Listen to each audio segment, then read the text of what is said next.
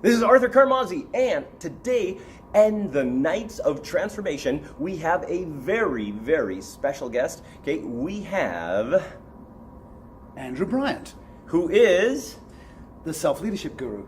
okay. Actually, self-leadership expert's probably better. Absolutely, and Andrew has spoken around the world. He is one of the greatest leadership speakers in the world, and he is here today to talk about how we can affect organizational culture through self-leadership. So give us an idea. So you're like literally the self-leadership guy, and you've got this whole thing of how people can literally become more within the group and create a better group through essentially self-leadership. How does that work?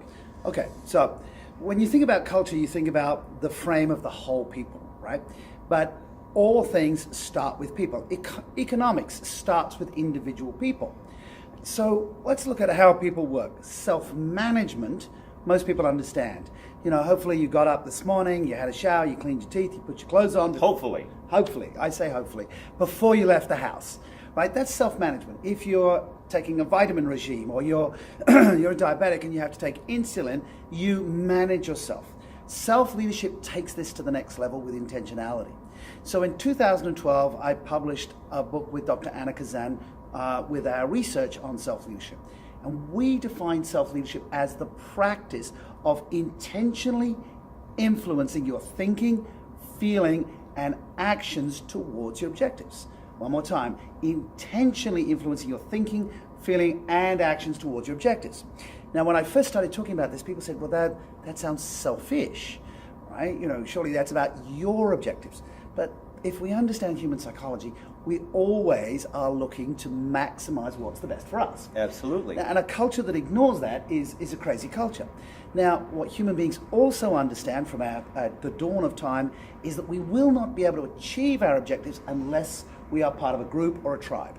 So, you know, the concept of being voted off the island or excommunicated from the tribe is terrifying for people, because if you're out on your own, it's very difficult. Yeah. So even an entrepreneur has to have a team around them, right? We've just come from a meeting where we're part of a tribe where we're supporting each other. So human beings understand that their goals are an individual driver motivator inside what is important for the group. So that alignment, that intentionality is very important. Secondly, to understand motivation, the brain chemistry of motivation, the dopamine that drives us towards an objective, is to tap into self-leadership. The whole prefrontal cortex of our brain, the whole bit that makes us human beings, is the ability to project into the future.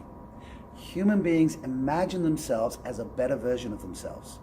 And so self-leadership is intentionally saying, look, here's where I am today. I have some self-awareness about what I can do, some self-confidence about how I do that, some self-efficacy or the belief that I can do new things.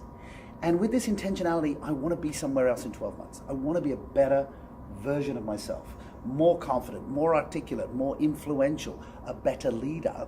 Then we project that. Now, an organization that sets up a self-driven culture where people are encouraged to set their own goals, or co-create with their manager to do that, then that's going to tap into the brain chemistry and then to the action, and the action will deliver the impact or the results. Excellent. Okay. And so let's say, for example, where would somebody get started? How do you start becoming a self-leader? Well, everybody watching this is a self-leader at some point. But as the great Zig Ziglar talked about motivation, it's not permanent, right? It's like taking a shower, right? You know, I took a shower this morning, still smelling pretty good. So self-leadership is a daily practice. And even as somebody who's been writing and researching on this for nearly 20 years, there are moments when I lose my self-leadership. I lose my, you know, as you say, don't lose your, right? Well, there are certain, so actually that's an interesting place to start. The self-awareness is what pushes your buttons. Where do you lose it, right? So just stepping back from that and knowing where your boundaries are. What are the things that are triggering you? Just a simple act of journaling. Where am I being triggered? Where am I losing control? Because Excellent. The research of self-leadership, of course, is based on other research that precedes that. And a lot of the research from that was around locus of control. Where do you feel in control and powerful? And where do you feel out of control? Self-leaders expand their control. And here's another point that many motivational speakers that Arthur and myself have shared the stage with is around the world, a lot of the motivational speakers, will say to you, you need to step out of your comfort zone. I disagree. Your whole psychology is about keeping you in a comfort zone. And so to step out of your comfort zone is terrifying, and your inner equilibrium will stop you doing that. But instead, expand your comfort zone. Get more comfortable with uncertainty. Do something that's increasing your ability to take new feedback. And so that's what self-leaders will do. They'll set a goal that will stretch them, increase their comfort zone, and then take that feedback and make an adjustment. Excellent, excellent. That was brilliant. Okay, so if somebody wanted to find you, where would they go? Okay, well, selfleadership.com is the website for the stuff that I'm doing around self-leadership. For those that want to hire me as a speaker for their conference or keynote, it's andrewbryant.global. Both those sites have links to my Twitter handle, which is #selfleadership, and that's the same for Instagram as well. And I'm very big on LinkedIn, where I share a lot of free articles, etc.